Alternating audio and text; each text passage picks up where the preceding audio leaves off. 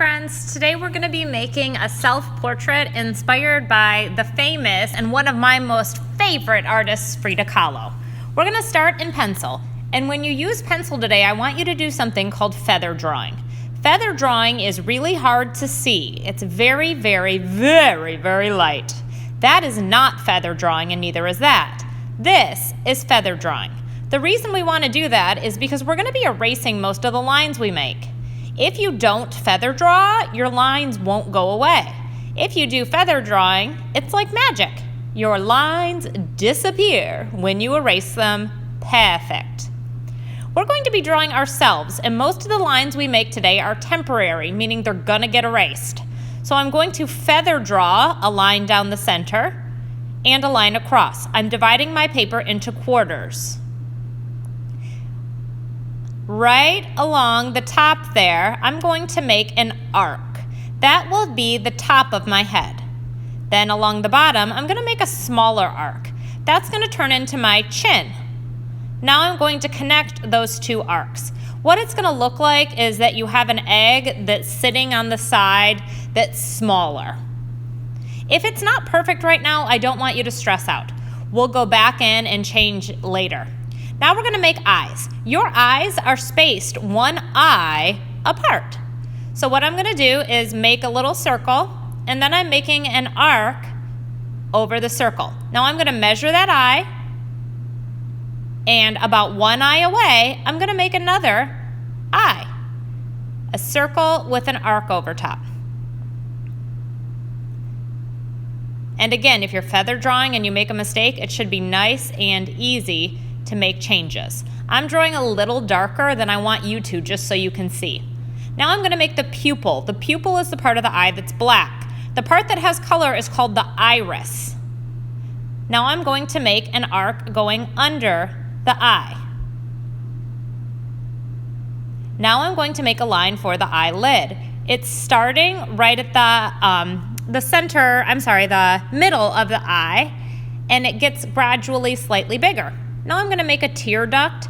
It's like a teeny tiny circle right at the corner of the eye. Now I'm going to make some lines coming out. Now when we outline with marker in a little bit, you're not going to do this part with the marker, but eyes generally have flecks of color. Now this step is optional. If you want to make eyelashes, you can. They angle out towards the edge of the eye. Now we're going to make eyebrows. This is going to be something else that when we outline, we will not do. The eyebrows are slightly wider than the eyes. I like to use a squiggle line to show the texture of my eyebrow. Now those lines I made to guide are getting erased because I don't really need them anymore. So I'm going to make a second eyebrow. I'm trying to make it symmetrical. All right, now time for the nose. Halfway between the eyes and the bottom of the head, you're going to make a nose. I start with two lines that look almost like little macaroni noodles. It can also look like parentheses. Then I make a little curve in the center. Then I just connect the parentheses with that curved line. Now I'm going to make an implied line. An implied line is one that you don't make completely. You just kind of lightly suggest the bridge of the nose. The bridge of the nose connects to the eyebrows. Now I'm going to make ears. Ears go from eyes to the bottom of the nose. If you follow the worksheet, it even has the steps that show you how to make the lines inside the ears. If you have earrings, you can add earrings at this point. Now I'm ready for the mouth. There are different options for mouths, so look at the worksheet and see what you think. The mouth goes halfway between the nose and the chin. So I'm starting with the line for the center, and it should be wider than the nose. Your lips will line up with about the centers of your eyes. If you do it smaller than your nose, it'll look like your lips are all puckered up. Now I'm making a curve for the bottom lip, and sometimes I like to give the texture of the lip too. Here I'll show you an open mouth smile. So I'm making like a semicircle, And then I'm going to go over top and make the top lip. And then I'm going to make the bottom lip.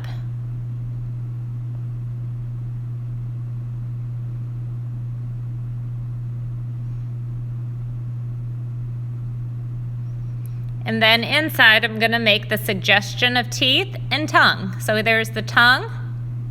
And now I'm going to start with the front teeth, and then it gets smaller as it moves back. So they really steep line because the teeth kind of disappear. You don't see your back teeth when you smile.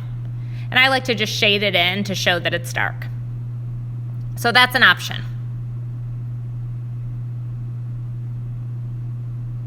Now I'm going to make a neck. And then finally, shoulders. I want you to make sure that your shoulders are wider than your head. So they should go up further than the ears you made. So further than the ears. They might even go off the edge of your paper, and that's totally okay.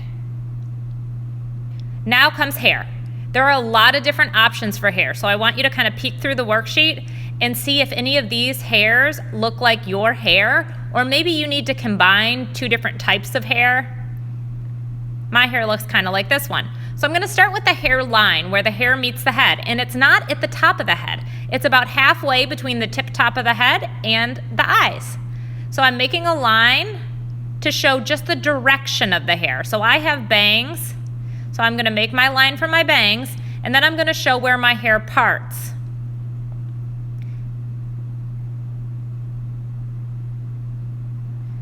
I'm going to lose that line of the head there by just erasing, and I'm outlining the shape of my hair. I can add a few lines to show the direction and the texture of the hair, but I really don't want to fill it in all the way. We will do that with color. So these lines are just suggesting where the hair is going, the direction of it.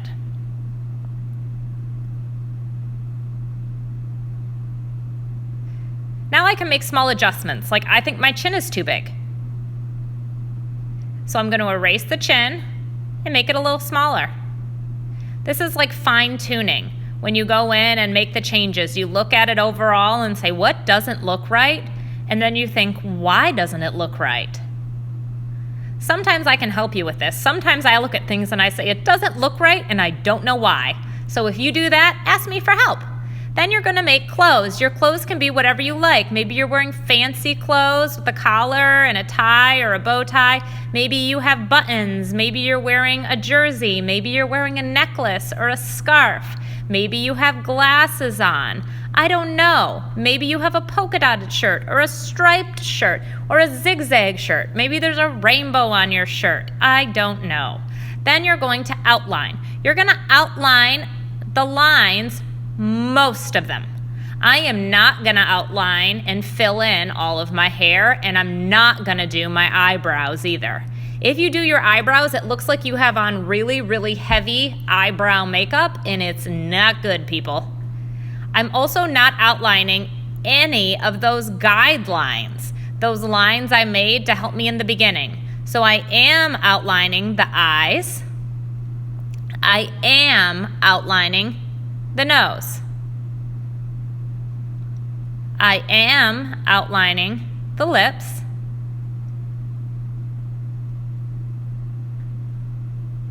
I am outlining the face. I'm outlining the ears. Am I outlining the eyebrows? No! Am I outlining my guidelines? No! Am I going to color in my hair with the marker? No! I'm just outlining the shape of my hair. I'm going to switch markers because mine's kind of starting to go gray. So again, just the shape of the hair. I'm not filling anything in with this marker. You're almost making a coloring page for yourself to fill in with crayon. I'm going to outline my clothing.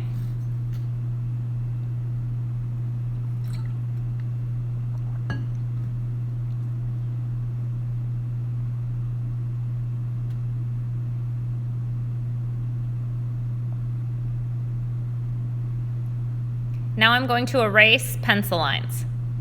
If you did feather drawing, your line should come up pretty nicely.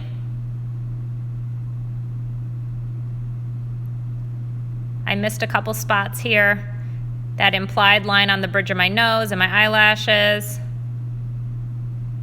And I didn't really notice I missed those things until I was erasing. So erasing is actually helpful to you in making sure that you did outline all the things you're supposed to.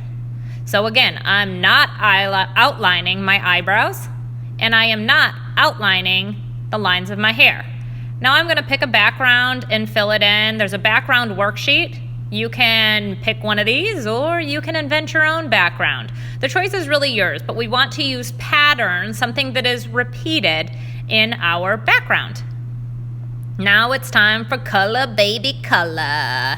You are going to find a skin tone. Before you color on you, I want you to flip your paper to the back and do a little test and make sure you found the right color.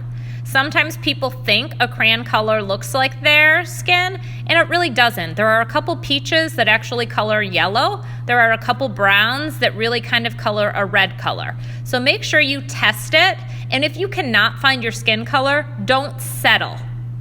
Ask me for the right color. So don't say, ooh, this is close enough, it's what I have. Say, Mrs. Westman, I really need a tan, and I can't find one. And I will track one down for you, I promise. When I'm coloring in my skin, I'm staying off of my eyes. I'm staying off of my lips. Now it's time for the eye color.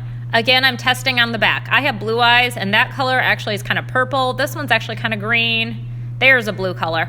Only the iris is your eye color. That's just the circle. The white part, everything around that circle, stays white. If you color at all your eye color, it looks really weird. Now I'm going to color my eyebrow color. I have brown eyebrows, and I'm using those kind of sketchy lines to show the texture of my eyebrows. Now a lip color. Some people find like a really bright red, and it tends not to look natural. I color my lips really, really lightly. Now for my hair color isn't really a crayon color, so I have to make it myself. I color with a yellow, or kind of a golden yellow, not a bright yellow. And then I take some brown and add little lines on top. If you have hair that's an in-between color, like blackish brown, yellowish brown, reddish brown, you're probably going to want to use this same technique where you layer colors.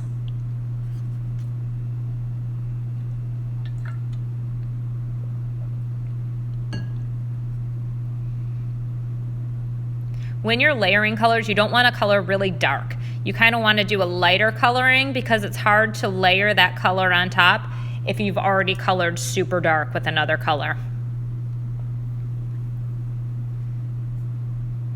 All right, and the rest of it is just basic coloring. You're going to fill your paper, your background, and your clothing until you have a beautiful piece of art that's full of color, and it tells me how you look.